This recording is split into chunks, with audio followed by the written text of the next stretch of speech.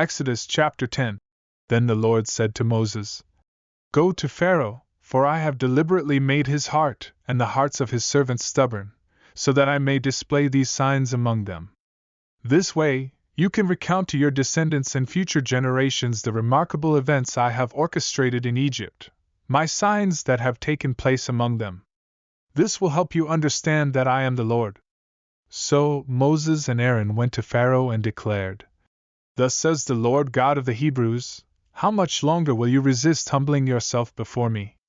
Release my people, so they can serve me. If you persist in refusing, be prepared, for tomorrow I will bring a swarm of locusts into your territory. These locusts will cover the land to the extent that the ground itself will disappear from view. They will consume what is left after the hail, even the trees that have sprouted in your fields. They will invade your houses and those of your servants and all the Egyptians, something your ancestors and their forebears have never witnessed since their presence on this earth. With that, Moses left Pharaoh's presence. Pharaoh's servants pleaded with him, How long will this man be a snare to us? Let the Israelite men go, so they can serve the Lord their God. Haven't you realized yet that Egypt is ruined?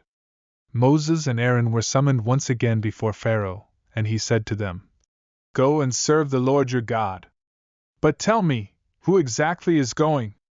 Moses replied, We will all go, young and old, sons and daughters, flocks and herds. We must hold a feast for the Lord. Pharaoh responded, May the Lord be with you if I let you and your little ones go. Beware, for your intention is evil. No, only the men among you may go and serve the Lord. That's what you asked for. With that, Moses and Aaron were driven out of Pharaoh's presence. The Lord instructed Moses, Stretch out your hand over the land of Egypt, and a swarm of locusts will come up over the land, consuming every bit of vegetation left after the hail. Moses stretched out his staff over Egypt, and the Lord sent a strong east wind that blew throughout the day and night. By morning, the wind had brought the locusts. The locusts spread across all of Egypt and settled in every corner. They were an unprecedented plague. There had never been such locusts before or after. They covered the face of the earth, plunging the land into darkness. The locusts devoured every plant and all the fruit of the trees left after the hail, leaving nothing green in the trees or the fields throughout Egypt. Filled with urgency, Pharaoh called for Moses and Aaron and confessed, I have sinned against the Lord your God and against you. Now please forgive my sin just this once, and intercede with the Lord your God to remove this deadly affliction from me. Moses left Pharaoh and pleaded with the Lord. Then the Lord sent a powerful west wind that carried away the locusts and cast them into the Red Sea. Not a single locust remained within Egypt's borders. Nevertheless, the Lord hardened Pharaoh's heart, preventing him from releasing the Israelites. The Lord told Moses, Stretch out your hand toward the sky, and darkness will descend upon the land of Egypt, a darkness that can be felt. Moses reached his hand toward the sky, and a thick darkness enveloped all of Egypt for 3 days.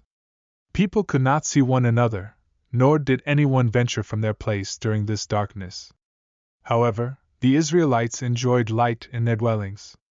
Pharaoh summoned Moses and urged, Go serve the Lord. Let your flocks and herds remain, but your little ones may go with you.